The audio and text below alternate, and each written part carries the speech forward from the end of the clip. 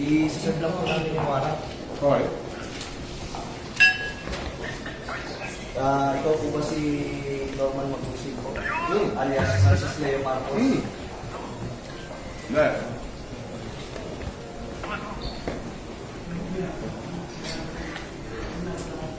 Okay.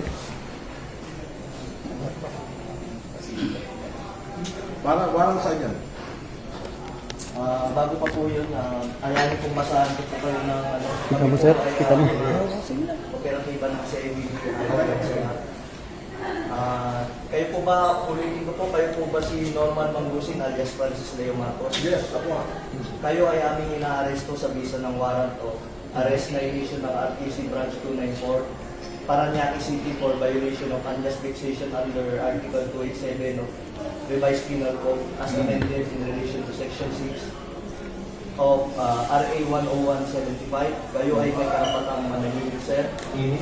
O sa walang tigo, o anuman ang inyong sabihin ay maaaring ipabor o laban sa inyo. Sa anumang hukuman, kayo rin ay may karapatan kumuha ng sarili ng abogado at kung wala po kayong sariling abogado, kayo po ay pagkakalooban ng libre ng gobyerno. Andito ako sa inyo kasi karapatan kumuha ng sarili ng doktor na magsusuri ng inyo. Sir, pwede paano po yan at maano nyo yung karapatan po? Sige. Kayo rin po ay may karapatan po magpasuri sa sino mang doktor at kung wala po kayong kakayahan ay pagkakalooban po kayo ng libre din po ng gobyerno ng doktor na susuri po sa inyo. Okay. Ito po, naiintindihan niyo po ba ang inyong mga karapatan? Naiintindihan ko. Okay po, kayo po ay sasama po sa amin para po sa inyong... Attorney, Ito po, basahin po. unjust vexation daw sa Parañaque.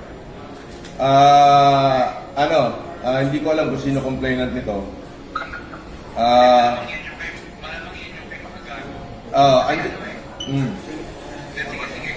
Andito ako sa Newport, ina-arresto na nila ako, sasama ako ngayon, hindi ko natatapusin itong pagkain ko. Inilive na nila ako.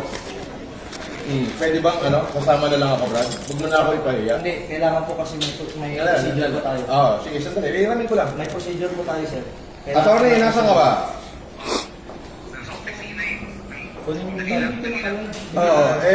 Kailangan bailan nyo na ako rito.